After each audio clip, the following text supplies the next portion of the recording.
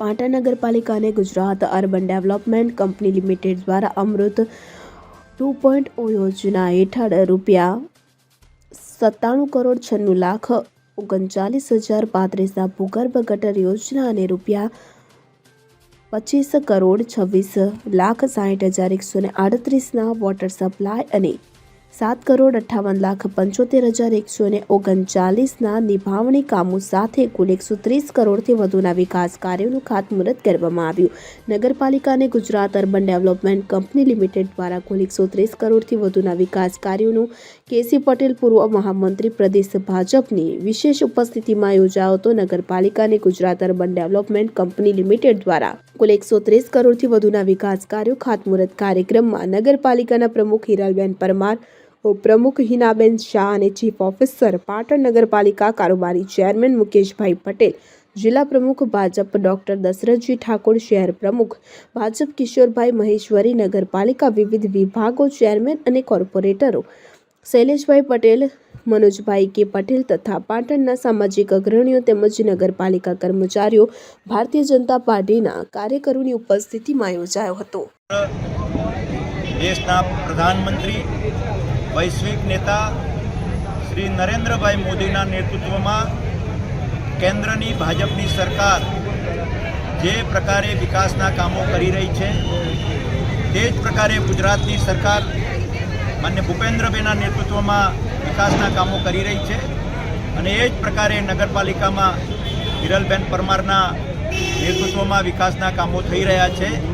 ત્યારે મારે આપ સૌને જે પ્રકારે આદરણીય નરેન્દ્રભાઈએ વિકસિત આ દેશ બનાવવા માટે વિકસિત ગુજરાત અને એ જ પ્રકારે વિકસિત પાટણ અને એના અનુસંધાનમાં કરોડો રૂપિયાની ગ્રાન્ટો આવીને વિકાસના કામો અત્યારે ચાલી રહ્યા છે.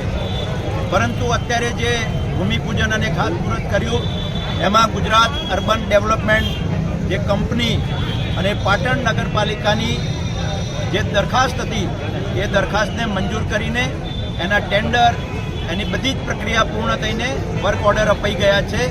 આ વર્ક ઓર્ડર અપાયા છે એમાં 98 કરોડના ભૂગર્ભ યોજનાના કામ છે, 25.26 કરોડના પાણી પુરવઠાના એટલે વોટર સપ્લાયના કામો છે અને 7.52 કરોડના એની નિભાવણી કરવા માટે એના કુલ મળીને 130 કરોડનું કામ આજે અમારા જિલ્લાના અધ્યક્ષ ડૉક્ટર દશરથજી ઠાકોરના સાનિધ્યમાં અત્યારે કરવામાં આવ્યા છે.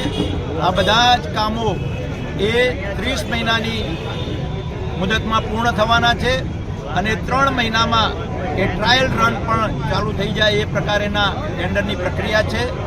અહીંયા જે વિકાસના કામો થઈ રહ્યા છે એના કારણે જિલ્લાનું મથક હોવાના કારણે એ પાટણ શહેર બને અને પાટણ એમાં જે વિકાસના કામો થઈ રહ્યા છે એ બધા જ વિકાસના કામો જ્યારે પૂર્ણ થશે ત્યારે પાટણ સુવિધાપૂર્ણવાળું શહેર એ બનશે.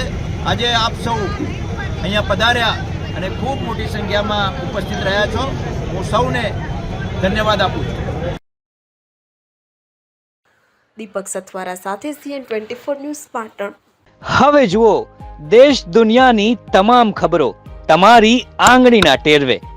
ઉઠાવો મોબાઈલ અને Google Play Store પરથી ડાઉનલોડ કરો અમારી CN24 ન્યૂઝ મોબાઈલ એપ.